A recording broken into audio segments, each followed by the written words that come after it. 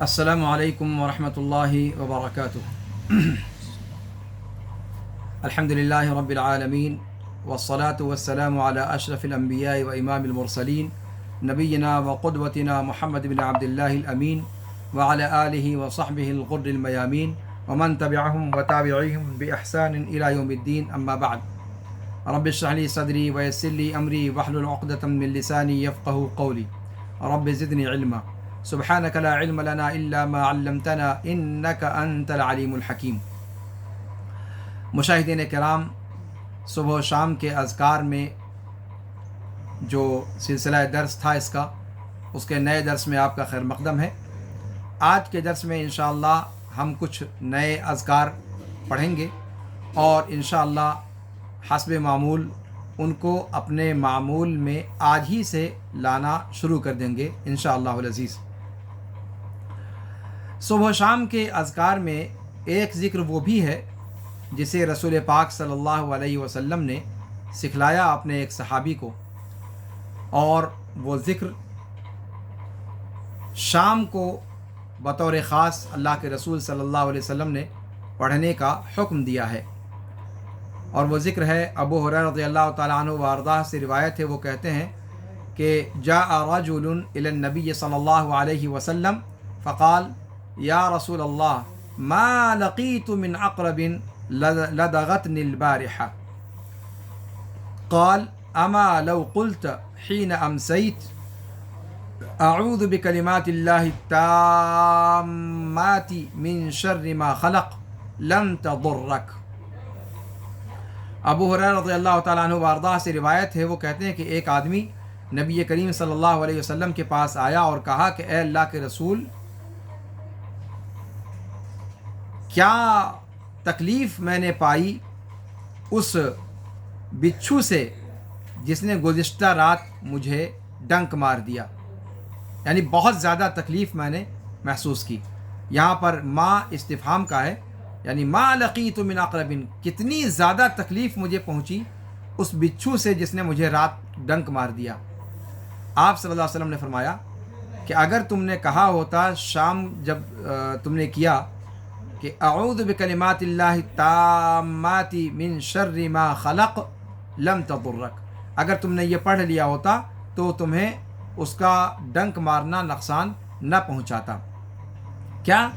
اعوذ بکلمات اللہ التامات من شر ما خلق، میں پناہ چاہتا ہوں اللہ کے سارے مکمل کلموں کے ذریعے سے ان تمام شرور سے جنہیں اللہ رب العالمین نے پیدا کیا، ان تمام چیزوں کے شر سے جسے اللہ رب العالمین نے پیدا کیا۔ یہ ورد امام مالک رحمہ اللہ نے اپنی موطا میں دوسری جلد صفحہ نمبر 951، اور انہی کے طریق سے امام بخاری رحمہ اللہ نے خلق و افعال العباد 445 نمبر پہ، امام مسلم نے تعلیقاً 2709 نمبر پہ، امام ابو داود نے 3898 نمبر پہ، امام نسائی نے عمل الیوم واللیلہ میں 589 نمبر پہ نقل کیا ہے، تخریج کی ہے اس کی۔ اسی طریقے سے امام ابن ماجہ نے 3518 نمبر پہ اس جیسی روایت نقل کی ہے، امام احمد نے 8880 نمبر پہ، اور مسند کی تحقیق کرنے والوں نے اس کی سند کو صحیح قرار دیا ہے۔ شعیب ارناؤت نے بھی اس کی سند کو صحیح کہا ہے احسان کے اندر، جو ابن حبان کی ترتیب ہے۔ امام بغوی نے شرح السنہ میں 1348 نمبر پہ، اور امام البانی رحمہ اللہ نے اس حدیث کو صحیح ابو داود 3299 نمبر پہ صحیح کہا ہے، اور اسی طریقے سے صحیح ابن ماجہ میں 2836 نمبر پہ، اور ان کے علاوہ جگہوں پر علامہ البانی نے بھی اس کی تصحیح کی ہے۔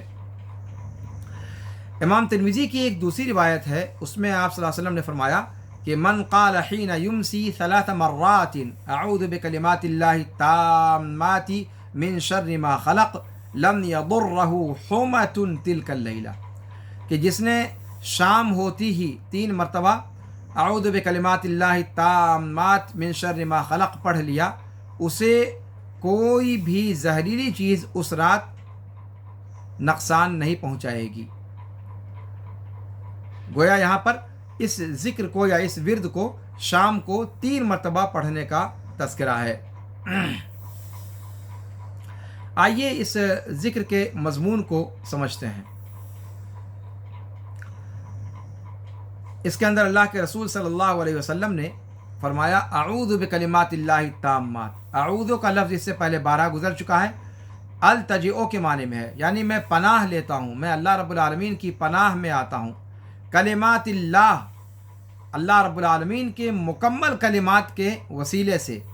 तो ये मुकम्मल कलिमात क्या हैं? इमाम हरवी ने इसकी तौजीह करते हुए कहा, इसकी तफसीर या इसकी शरह बयान करते हुए कहा कि कलिमात से मुराद कुरान है, और अत्ताम्मात से क्या मुराद है कि वो कलिमात कि जिनमें नक्स और ऐब कहीं किसी तरफ से नहीं आ सकता। लोगों के कलाम के ख़िलाफ़ हम और आप गुफ्तगू करते हैं, उसमें बहुत सारे जुमले ऐसे हो जाते हैं जो हम नहीं कहना चाहते लेकिन कह जाते हैं। बहुत सारी चीज़ें ऐसी कह जाते हैं कि उससे बेहतर अल्फाज में उनको कहा जा सकता था। लेकिन अल्लाह रब्बुल आलमीन के जो कलिमात हैं वो हर नक्स और हर ऐब से पाक हैं। तो कलिमातिल्लाहि ताम्मात से मुराद इमाम हरवी ने कुरान करीम को लिया है। और अत्ताम्मात का एक माना ये भी लिया गया है कि ऐसे कलिमात जो नफ़ा देने वाले, शफ़ा देने वाले हैं हर उस शख्स को जो उनके ज़रिए से पनाह तलब करे। तो वो कलिमात ऐसे हैं कि जिनसे पनाह तलब करने वाला फ़ायदा उठाता है और उसे ये कलिमात आफ़तों से महफूज रखते हैं, और इसकी बरकत से तमाम मखलूक़ात की अज़ियतों से उसे छुटकारा मिल जाता है। इस एतबार से इनको ताम्मात कहा गया है। मिन शर्रि मा खलक़, मिन शर्रि मा खलक़, मा खलक़ ये आम है, मौसूल, उन तमाम चीज़ों के शर से जिन्हें तूने पैदा किया, जिन्हें उसने पैदा किया, यानी अल्लाह रब्बुल आलमीन ने। अब इसके अंदर जिन्नात भी आ गए, इंसान भी आ गए, कीड़े मकोड़े, हशरात और मूज़ी जानवर और सांप बिच्छू सब आ गए, जानवर दरिंदे आ गए, यहाँ तक कि ख़ुद इंसान की अपनी जान भी आ गई। यहाँ तक कि इंसान ख़ुद अपनी ज़ात भी कभी कभी उसको नुकसान पहुँचाने का सबब बन जाती है, तो वो भी इसके अंदर दाखिल है। अब इसकी जामियत का क्या पूछना कि जब इंसान को गोया इंसान ख़ुद अल्लाह रब्बुल आलमीन के कलिमात से पनाह चाहता है। मिन शर्रि मा खलक़, जितनी चीज़ें अल्लाह ताला ने पैदा की हैं उन तमाम मखलूक़ात के शर से, जिसमें वो ख़ुद भी दाखिल है, यानी गोया ख़ुद अपने शर से भी अपनी पनाह बंदे ने तलब कर ली इस ज़िक्र के ज़रिए से। और तिरमिज़ी की रिवायत में इसे 3 मरतबा पढ़ने का ज़िक्र आया है, और इसलिए कि बहरहाल दुआओं में इल्हाह और इसरार और बार बार पढ़ने का तज़किरा आम तौर से अल्लाह के रसूल सल्लल्लाहु अलैहि वसल्लम की तालीमात में मिलता है। और जब तकरार करें किसी चीज़ की तो कम से कम तकरार 3 मरतबा होती है। और इमाम तिरमिज़ी की रिवायत में जो लफ्ज़ है कि लम यदुर्रहु हुमातुन, हुमा कहा जाता है जहर को, और कहा गया कि हर जहरीली चीज़ के डंक मारने को। इमाम सिंधी ने कहा कि हुमा से मुराद बिच्छू का डंक है, इसलिए कि उसी से जहर निकलता है।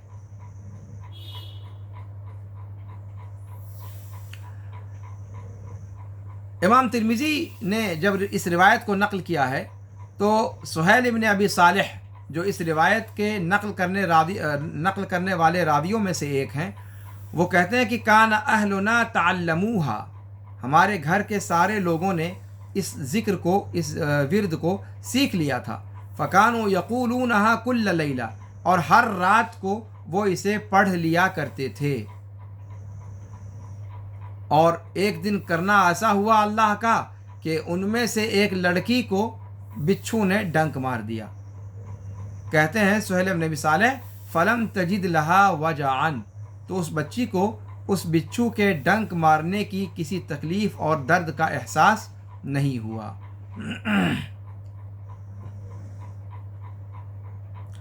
تو اس حدیث سے ظاہری طور پر پتہ چلتا ہے کہ اللہ رب العالمین اس ذکر کو پڑھنے والے کو ہر زہریلی چیز کے ڈنک مارنے سے، ہر زہریلی چیز سے اللہ رب العالمین محفوظ رکھے گا، اور اسے کوئی زہریلی چیز ڈنک مار نہیں سکے گی، کاٹ نہیں سکے گی۔ اور اس بات کا بھی احتمال ہے کہ اگر خدا نخواستہ اگر کوئی چیز کاٹ لے زہریلی چیز، تو اس کو نقصان نہیں پہنچے گا۔ اور اس دوسری بات کو امام ترمذی نے سہیل بن ابی صالح کے حوالے سے جو قصہ نقل کیا ہے اس سے تقویت ملتی ہے کہ اگر کاٹ بھی لیا تو اس کاٹنے کا نقصان یا اس کی تکلیف یا اس کا درد اور الم اس بندے کو محسوس نہیں ہوگا۔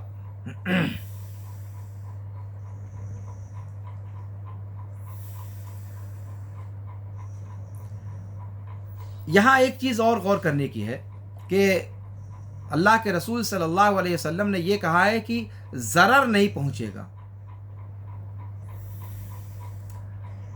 اور ضرر میں اور اذا میں فرق ہے، ضرر میں اور اذا میں فرق ہے۔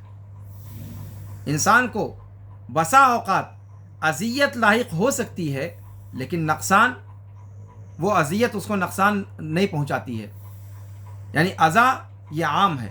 اللہ کے رسول صلی اللہ علیہ وسلم نے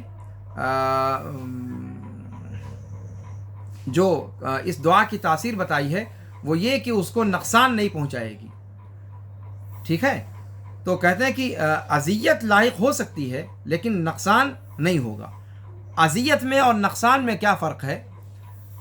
قرآن نے اس کو ذکر کیا ہے، کہا کہ لن یضروکم الا اذی، وہ آپ کو ضرر نہیں پہنچا سکتے سوائے اذیت کے۔ تو اس کا مطلب ہے کہ اذیت اور چیز ہے، ضرر اور چیز ہے۔ کبھی انسان کو اذیت تو پہنچ سکتی ہے لیکن ضرر، نقصان نہیں پہنچے گا۔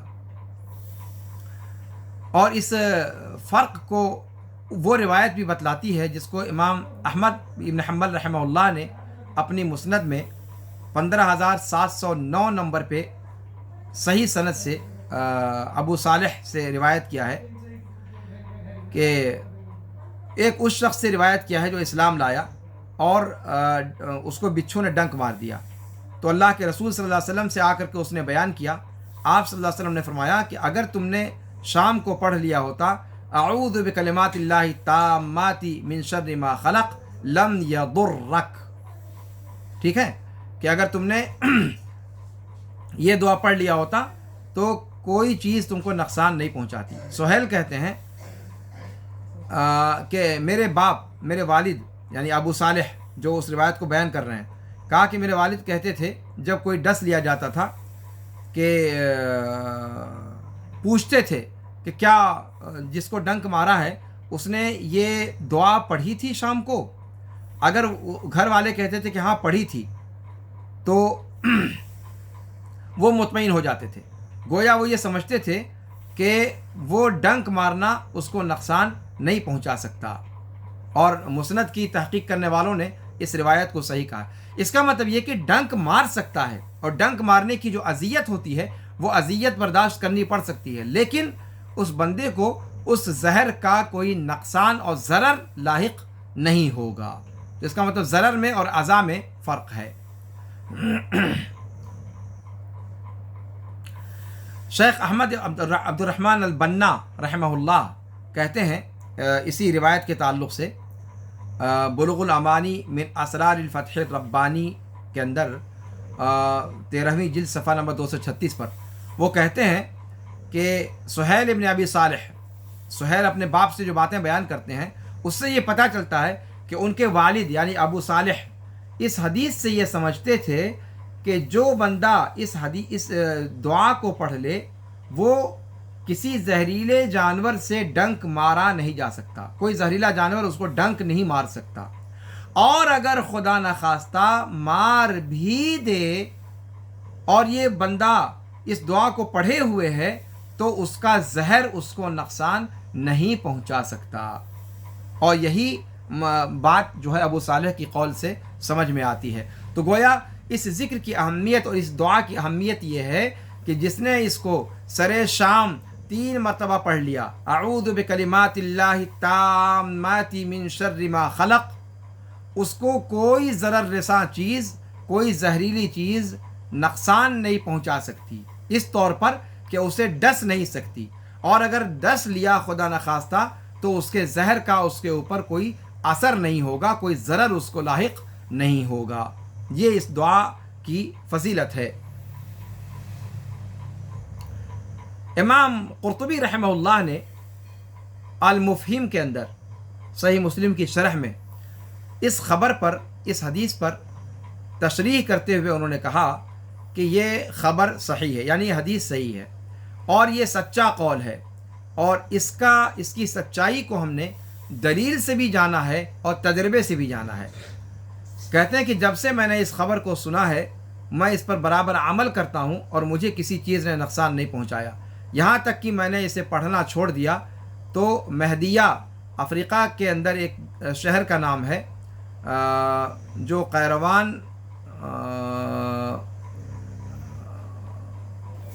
के अंदर के करीब कहीं वाक़ है। कहते हैं कि महदिया में मुझे एक बिच्छू ने डंक मार दिया, ठीक है, रात को। तो मैं अपने आप में गौर व फिक्र करने लगा कि आज ये अनहोनी कैसे हो गई। तब जब मैंने गौर किया तो मुझे पता चला कि इन कलिमात को शाम को मैंने पढ़ा नहीं था। तो मैंने अपने आप को डांटते हुए कहा कि क्या तुमने अल्लाह के रसूल की वो हदीस नहीं पढ़ी है कि अगर तुमने शाम को पढ़ लिया होता ये दुआ तो तुम्हें कोई चीज़ नुकसान नहीं पहुंचाती। यानी अपने आप को गोया तंबीह करते हुए उन्होंने मुखातब करते हुए ये बात कही।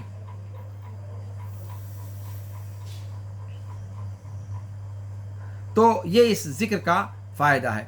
आइए हम इस ज़िक्र पर मज़ीद गुफ्तगू अब करने की मुझे लगता है कि इसमें हाजत नहीं है। इसके सारे जो कलिमात हैं उनकी तौज़ीह आपके सामने मैंने पेश कर दी है। इस दुआ के अंदर अल्लाह रब्बुल आलमीन की तरफ बंदा रुजू होता है, अल्लाह रब्बुल आलमीन ही के ज़रिए से अपने आप को मजबूत करता है, उसके कलिमात से पनाह मांगता है। ये जाहिली दौर के तरीक़े के ख़िलाफ़ है। जाहिली दौर में लोग क्या करते थे कि तंतर मंतर से वो पनाह मांगा करते थे, तंतर मंतर पढ़ करके। यानी जब वो किसी सहरा वरा में जाकर रुकते थे तो वहाँ के जिन्नों को मुखातब करके या पत्थरों को मुखातब करके वो पनाह मांगा करते थे कि भैया हम तुम्हारे पास रुक रहे हैं, हमें कोई नुकसान ना पहुँचाइयो।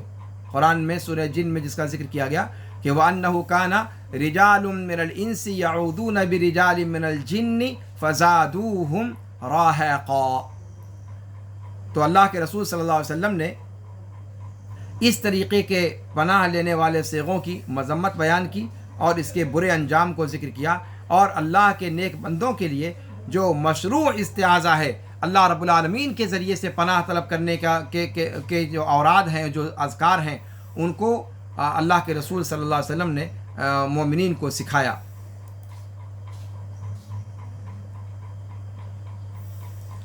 और कलिमात के अंदर इमाम हरवी का मैंने आपको कौल बताया कि वो कहते हैं कि कलिमात से मुराद कुरान करीम है, लेकिन कलिमात से सिर्फ़ कुरान मुराद नहीं है, कुरान भी मुराद है और अल्लाह ताला के कलिमात कौनिया क़दरिया भी मुराद हैं।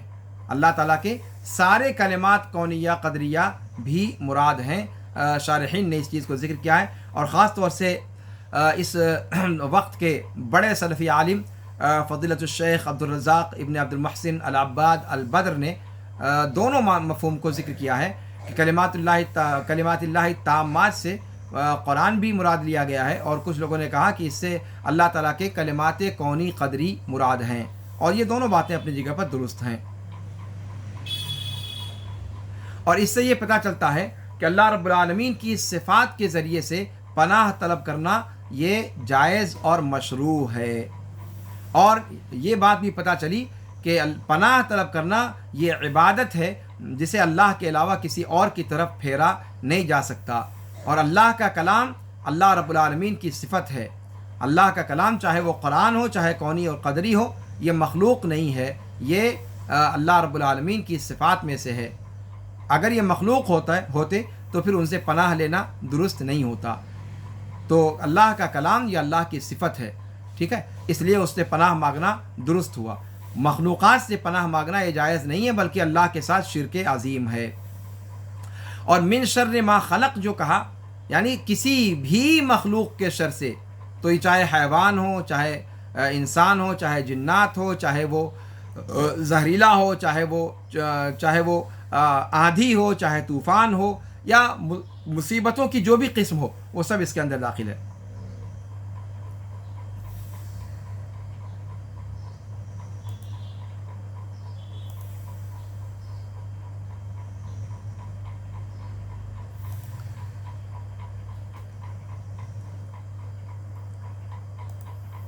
تو اس ذکر کو آپ نے پڑھ لیا. آئیے اختتام پر اس ذکر کا جب ہم اختتام کر رہے ہیں تو اس کو 3 مرتبہ پڑھ لیتے ہیں. آج ہی سے ہم اس کی شروعات کرتے ہیں. اعوذ بکلمات اللہ التامات من شر ما خلق. اعوذ بکلمات اللہ التامات من شر ما خلق. اعوذ بکلمات اللہ التامات من شر ما خلق. اس ذکر پر اب گفتگو جب ہم نے مکمل کر لی تو اب آئیے کچھ اور اذکار بھی آج تھوڑا سا مختصر انداز میں دیکھ لیتے ہیں. مختصر وقت میں تشریحات آپ کے سامنے گزر چکی ہیں. اس میں سے ایک اور دعا ہے جو اللہ کے رسول صلی اللہ علیہ وسلم نے سکھلائی ہے. صہیب رضی اللہ تعالیٰ عنہ وارضاہ کے طریق سے مروی ہے کہ اللہ کے رسول صلی اللہ علیہ وسلم فجر کے بعد اپنی زبان ہلایا کرتے تھے کچھ پڑھتے ہوئے. تو پوچھا کہ اللہ کے رسول صلی اللہ علیہ وسلم ہم نے آپ کے ہونٹ ہلتے ہوئے دیکھے، آپ کیا پڑھ رہے تھے؟ تو اس کے بعد آپ صلی اللہ علیہ وسلم نے فرمایا، سکھلایا اس دعا کو کہ اللہم بیک احاول و بیک اصاول و بیک اقاتل.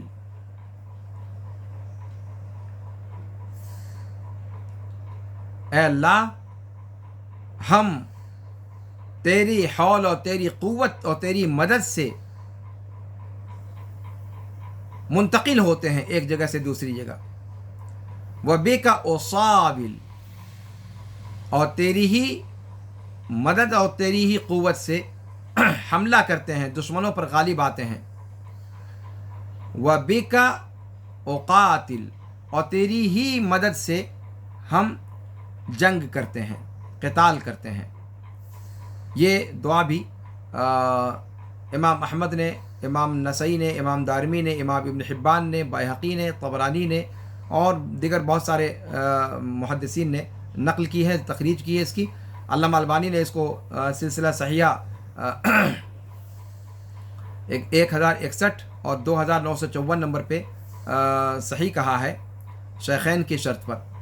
اور مسند کی تحقیق کرنے والوں نے بھی اس کو مسلم کی شرط پر کہا ہے کہ اس کی سند صحیح ہے، مسلم کی شرط پر ہے، تو روایت صحیح ہے. گویا اس ذکر کے اندر بندہ اپنی کسی بھی قسم کی قوت، اپنی کسی بھی قسم کی طاقت سے تبری کا اظہار کرتا ہے اور معاملے کو اللہ رب العالمین کی طرف لوٹا دیتا ہے. بعض علماء نے کہا کہ فجر کی نماز کے بعد اسے عام طور سے پڑھنا چاہیے، فجر کی نماز کے بعد. ٹھیک ہے. امام نووی نے بھی اذکار کے اندر اسے صبح کی نماز کے بعد پڑھنے والے اذکار میں شمار کیا ہے. ابن الجزری نے کہا کہ چاشت کی نماز کے بعد اسے پڑھنا چاہیے.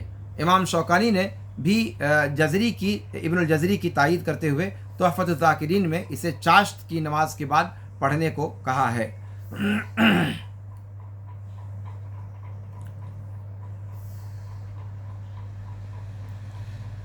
امام ابن تیمیہ رحمہ اللہ کے بارے میں آتا ہے کہ جب بھی کسی علمی مجلس میں جایا کرتے تھے تو اس سے پہلے یہ پڑھ لیا کرتے تھے کیا کہ اللہم انت عضدی و نصیری بیک احول و بیک اصول و بیک اقاتل. اے اللہ، تو میرا دست و بازو ہے، تو میرا مددگار ہے، میں تیری ہی قوت سے آگے بڑھتا ہوں میں تیری قوت سے حملہ کرتا ہوں، میں تیری قوت سے قتال کرتا ہوں۔ تو یہ دعا جیسا کہ المبدع تیسری جلد صفحہ نمبر 304 پر ہے، یہ شیخ الاسلام ابن تیمیہ رحمہ اللہ برابر پڑھا کرتے تھے۔ تو اس دعا کو بھی ہم اور آپ اپنے ورد کا حصہ بنا لیں تو سب سے بہتر ہے۔ صبح کے وقت میں اسے آپ صلی اللہ علیہ وسلم پڑھا کرتے تھے، اللہم بک احاول و بک اصاول و بک اقاتل۔ مختصر دعا ہے اور مسجع تقریباً یعنی ہم وزن ہر جملے کا، چھوٹے چھوٹے جملے کا اختتام ہے۔ اللہم بک احاول و بک اصاول و بک اقاتل، مختصر ہے، تو اس کو جو ہے پڑھنے کا اہتمام ہمیں کرنا چاہیے۔ اسی طریقے سے ایک ذکر ہے کہ اللہ کے رسول صلی اللہ علیہ وسلم نے، اللہ کے رسول صلی اللہ علیہ وسلم صبح و شام استغفر اللہ 100 مرتبہ پڑھا کرتے تھے، استغفر اللہ 100 مرتبہ پڑھا کرتے تھے۔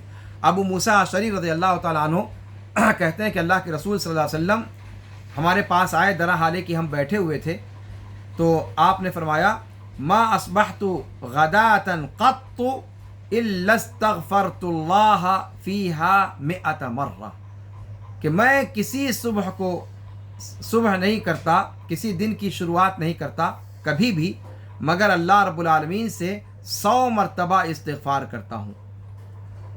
اور یہ روایت امام نسائی نے عمر الیوم واللیلہ کے اندر، سنن کبریٰ کے اندر، ابن ابی شیبہ میں ہے، اسی طرح طبرانی کے اندر، اوسط کے اندر، عقیلی نے بھی ذکر کیا ہے، اسی طریقے سے ابو نعیم نے اخبار اصفہان کے اندر، اور امام البانی نے صحیح الجامع کے اندر اور صحیحہ سلسلہ صحیحہ کے اندر 1600 نمبر پہ اور صحیح الجامع پہ 5534 نمبر پہ اس کو صحیح قرار دیا ہے۔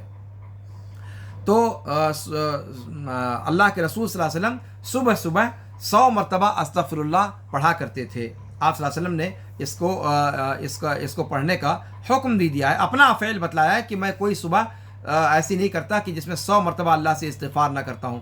تو استغفر اللہ استغفر اللہ استغفر اللہ 100 مرتبہ پڑھنا چاہیے۔ اس کے معنی کو بتلانے کی ضرورت نہیں ہے، استغفار پر اس سے پہلے بارہا گفتگو آپ کے سامنے پیش کی جا چکی ہے۔ تو گویا استغفر اللہ 100 مرتبہ صبح کو پڑھنا اللہ کے رسول صلی اللہ علیہ وسلم سے صحیح سند سے ثابت ہے۔ اسی طریقے سے اللہ کے رسول صلی اللہ علیہ وسلم سے صبح کے اذکار میں ایک اور ذکر بھی ثابت ہے، اور وہ کیا کہ آپ صلی اللہ علیہ وسلم پڑھا کرتے تھے سبحان اللہ عدد خلقہ، سبحان اللہ رضا نفسہ، سبحان اللہ زینت عرشہ، سبحان اللہ مداد کلماتہ۔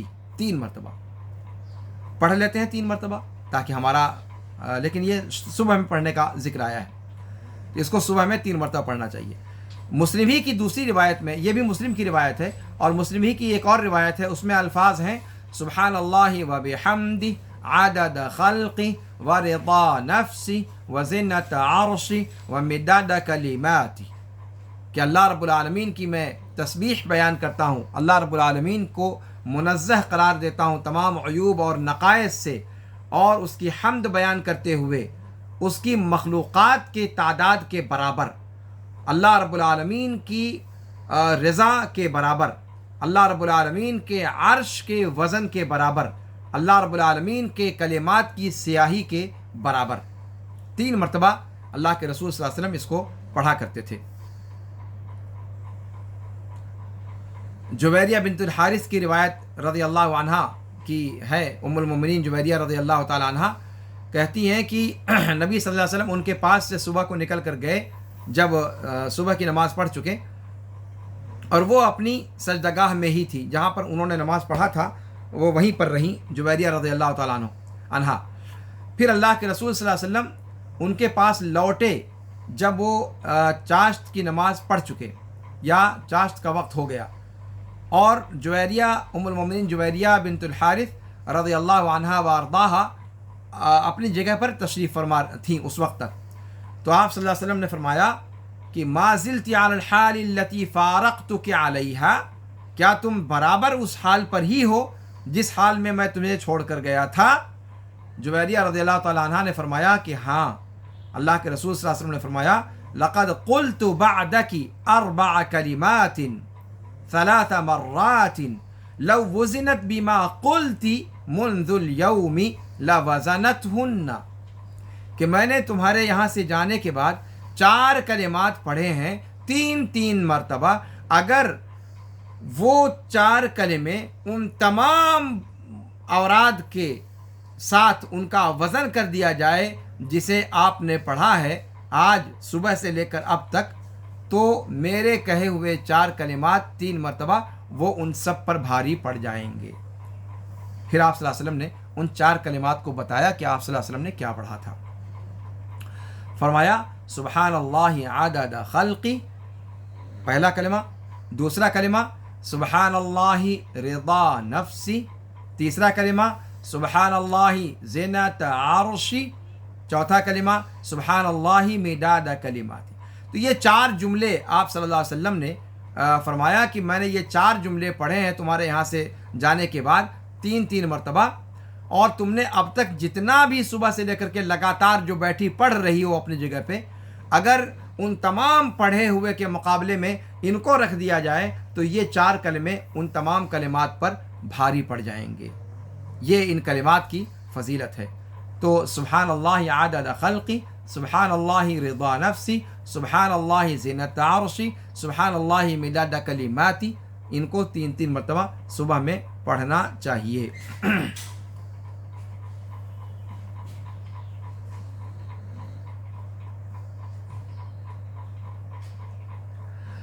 इस विर्द के अंदर और इस ज़िक्र के अंदर अल्लाह के रसूल सल्लल्लाहु अलैहि वसल्लम गोया ये बतलाना चाहते हैं कि अल्लाह रब्बुल आलमीन तस्बीह का मुस्तहिक है इन चीज़ों के तादाद के बराबर। किन चीज़ों के तादाद के बराबर? अल्लाह रब्बुल आलमीन की जितनी मखलूक़ात हैं उन तमाम मखलूक़ात के तादाद के बराबर। इसी तरीके से अल्लाह रब्बुल आलमीन का अर्श जो मखलूक़ात में सबसे अजीम चीज़ है उस अर्श के वज़न के बराबर। फिर अल्लाह रब्बुल आलमीन जिस तादाद से राज़ी हो उस अदद के बराबर, और फिर अल्लाह रब्बुल आलमीन के जितने भी कलिमात हैं उन तमाम कलिमात की स्याही के बराबर। तो गोया ये अल्लाह रब्बुल आलमीन, अल्लाह के रसूल सल्लल्लाहु अलैहि वसल्लम ने ये जो ज़िक्र सिखलाया है ये ऐसे ही है जैसे आप सल्लल्लाहु अलैहि वसल्लम ने रुकू के बाद पढ़ने वाला जो ज़िक्र है उसके अंदर जैसे आपने कहा, वहाँ अल्लाह के रसूल सल्लल्लाहु अलैहि वसल्लम ने क्या सिखलाया कि आदमी कहे रब्बना वलकल हम्द मिल्अस समावाति व मिल्अल अर्दि व मिल्अ मा बैनहुमा व मिल्अ मा शिअत मिन शैइन बअदु।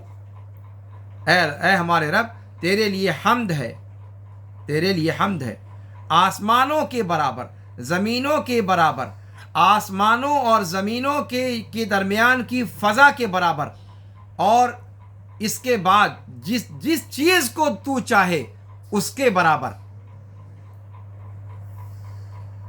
यानी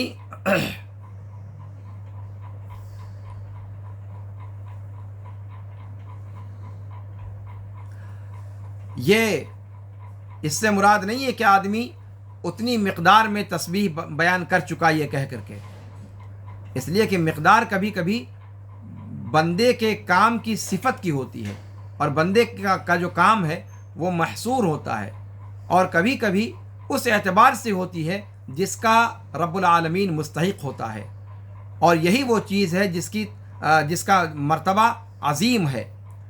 वरना अगर कोई मुसल्ली, कोई नमाज़ पढ़ने वाला सुबहानल्लाह अदद खल्क़ी कहता है तो उसने तो एक ही बार कहा ना सुबहानल्लाह अदद खल्क़ी, उसकी सारी मखलूक़ात के तादाद के बराबर, लेकिन उसने ये तो सिफत यानी अल्लाह रब्बुल आलमीन के एतबार से हुआ, लेकिन बंदे ने तो मर्तबा एक ही मर्तबा कहा ना, बंदे ने एक ही मर्तबा कहा। तो ये जो है तस्बीह, ये अल्लाह रब्बुल आलमीन जिस तस्बीह का मुस्तहिक है उसके एतबार से है, वरना बंदा उस तादाद को पूरा कहाँ कर सकता है, इंसान के बस में वो चीज़ पूरी करना कहाँ है।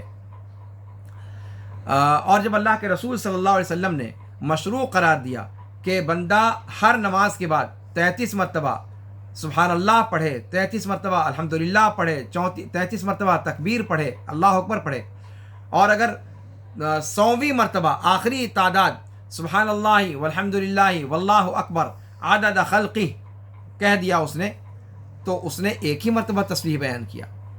لیکن اللہ رب العالمین کا فضل اور انعام ہے کہ وہ اس کو ایسا ذکر اس نے سکھایا کہ جو اللہ رب العالمین کی ذات کے شایع نشان ہے.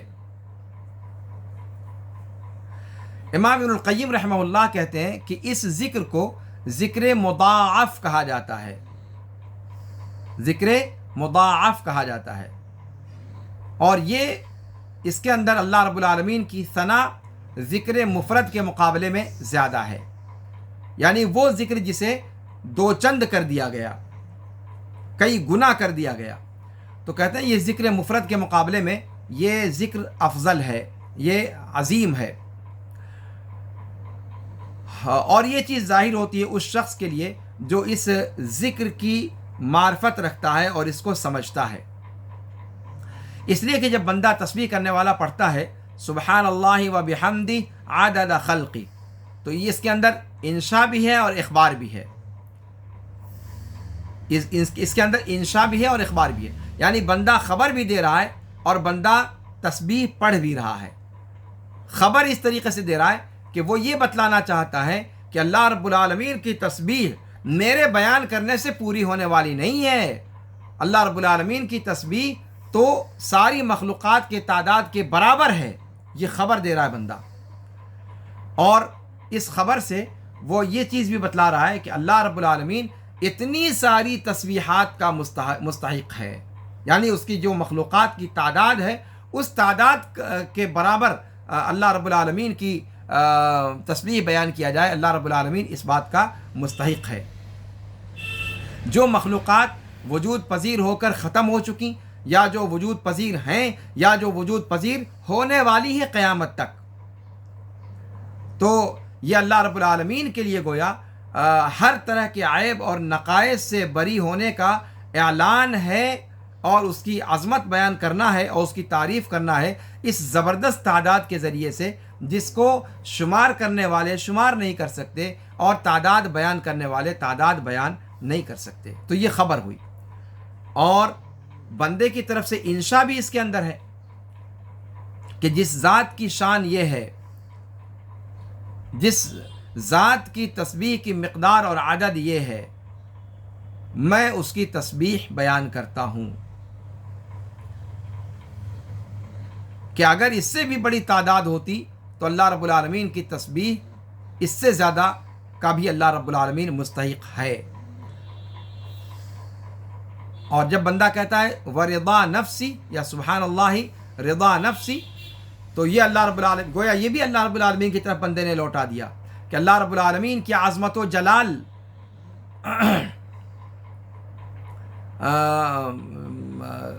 اور اللہ رب العالمین کی اپنی رضامندی کی تعداد میں اللہ کی تسبیح بیان کرتا ہوں.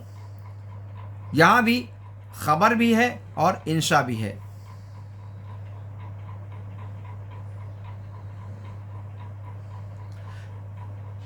اور اسی طریقے سے جب بندہ کہتا ہے سبحان اللہ زینت عرشی، تو اس کے اندر بندہ سب سے پہلے تو عرش کا اس بات کرتا ہے. آپ جانتے ہیں کہ مسلمانوں کی بہت بڑی تعداد ایسی ہے جو عرش کو نہیں مانتی، عرش کے تعلق سے استواء العرش کی تعویل کرتی ہے. تو یہ عرش جو ہے یہ علی الاطلاق مخلوقات میں سب سے زیادہ بوجھل اور سب سے زیادہ وزنی چیز ہے. اگر اس سے وزنی کوئی چیز اور ہوتی تو اس کا ذکر یہاں پر کیا جاتا، خاص طور پر جب مخلوقات میں سے ہی کسی کو ذکر کیا گیا ہے، لیکن یہاں عرش کو ذکر کیا گیا. اور یہ اس بات کی دلیل ہے کہ عرش اللہ کی مخلوقات میں سب سے زیادہ ثقیل اور وزنی چیز ہے. تو اللہ رب العالمین کے لیے عرش کا اس بات اس سے ہوتا ہے. اور اللہ رب العالمین کی تسبیح اس عرش کے وزن کے برابر جب آپ کہتے ہیں کہ ہم نے کیا، تو گویا اللہ رب العالمین جس تسبیح کا استحقاق رکھتا ہے اس کے بارے میں ہم نے خبر دی، اور اسی مضمون کو انشاء کے ذریعے سے بھی بیان کرنے کی کوشش کی.